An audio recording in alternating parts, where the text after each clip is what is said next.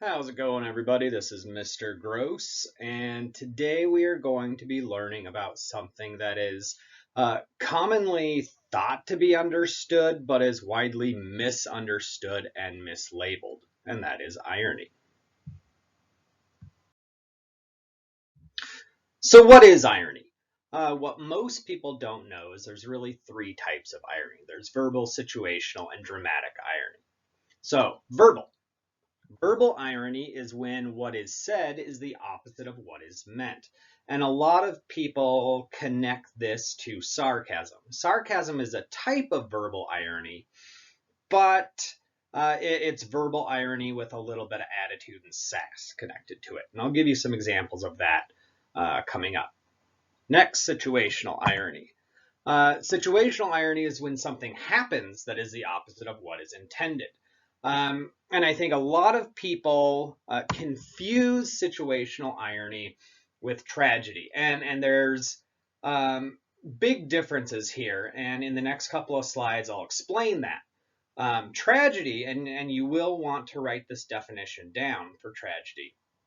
Tragedy is when an extreme personal strength, quality, or desire leads to a person's downfall. And that's different than when something happens that is the opposite of what is intended. And I'll show you how. Next, we have dramatic irony. And dramatic irony you're going to see in movies and plays and dramas. This is when the audience can see the implication of what is said or done before the characters do. So, irony, three types. So, situational irony versus tragedy. These two get mixed up quite a bit. Quick reminder, tragedy is when an extreme personal strength, quality, or desire leads to a person's downfall. Situational irony is when what happens is the opposite of what was intended. So I'm going to give you a situation here, and I want you to try and figure out, is this ironic or is this tragic? Okay. So let's say you have a boyfriend or a girlfriend and you get into this argument, and it's a bad argument. You're both screaming and hollering, and it's not going well, and they're like, you know what, I don't ever want to see you again, I'm out of here. And you both go home, you're flaming ticked off, and it takes you a little bit to calm down, and you kind of realize, you know what, I screwed up here. I was being a jerk, man. And you realize all the things you did wrong and all the stupid stuff you said, and you're like, I gotta apologize. I gotta get them back. They're like the love of my life. I have to spend more time with them. And so you decide, you know what, the best way to get them to forgive me is to go and buy this beautiful bouquet of flowers. And I'll present it to them. I'll go to their house, and they'll forgive me, and they'll see how much I love them, and life is going to go back to normal. And so you spend tons of money on the best bouquet a florist has, and you go to their house and you ring their doorbell and they answer the door, and you fall down on your knees and you say, I love you, please forgive me.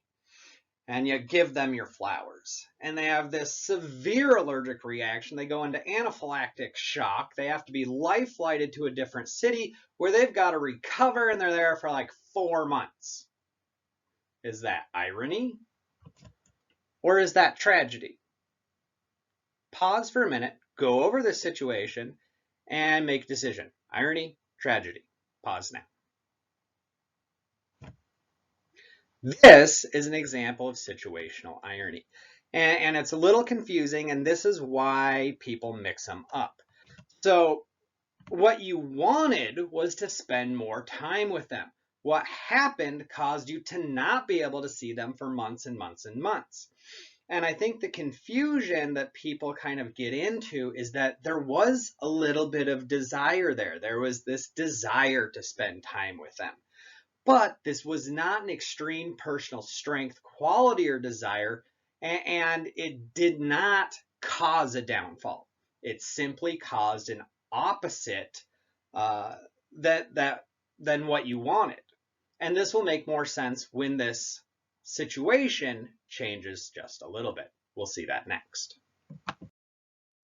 So irony versus tragedy continued. Same situation, but it's changed a little tiny bit. So you have boyfriend and girlfriend, you get into this big argument, it gets really heated, and they don't want to see you again. And you're at home and you're ticked off. You calm down a little bit and you realize, oh man, this was really bad. I was being really stupid. I gotta get them back. I gotta spend more time with them.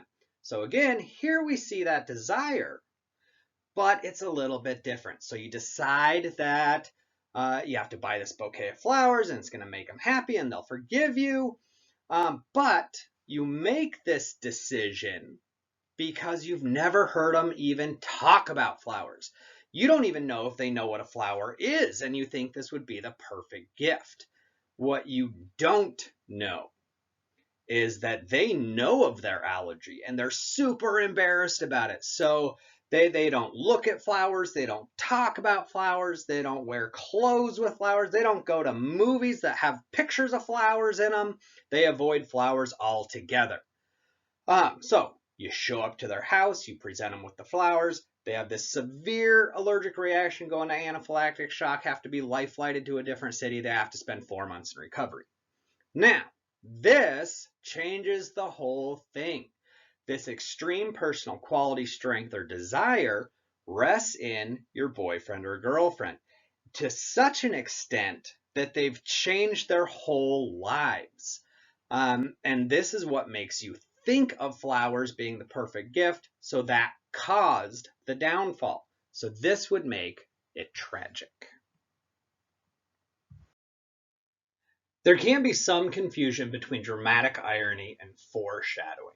So if you'll remember, dramatic irony is when the audience knows something is about to happen or knows something that other characters in the production don't know. Foreshadowing is a little bit different, so let's explain. Um, let's say you're watching a movie and this is a scary movie and you have a bunch of teenagers in a cabin in the woods and something's out to get them. And it's the middle of the night. They run out of wood in the fireplace, and one of the teenagers gets up and says, I'm going to go get some more firewood. And some scary music starts playing. Automatically, we know what's going to happen to that kid. The bad guy or the bad thing is going to get him, and that's pretty obvious. So, as an audience member, understanding what's out there and understanding what this person is about to do, we know what's going to happen. Or take, for instance, we have a couple in a dramatic production, and we get this snapshot of one of these people going out on a date with somebody else. And then we come to a scene where the other person in the relationship who doesn't know what's going on is kind of going about their life in a normal fashion. That automatically sets up dramatic irony because we as audience or as the audience understand something that this character does not know. So that sets up dramatic irony. Foreshadowing really rests more with the author of a piece. So the author knows what's going to happen, and the author is kind of writing in these cryptic clues that you as the audience will later come to figure out, oh, you know what? That was a clue to what's going to be coming up next. So there's the difference between dramatic irony and foreshadowing. So now a little bit of practice working with, is it irony or is it tragedy? Here's a poem. I'm not going to reveal the title because the title gives it away. But take a listen. 10 feet under a slab of concrete you lie. Standing above you, I place flowers in your vase. Better friends now than ever. Funny thing, your death bringing us closer together. Take a moment and I want you to decide, is this ironic or is this tragic? If it is irony, what type of irony is it? Verbal, situational, dramatic? Hit pause now. This is actually ironic, and the title of the poem is Ironic Love.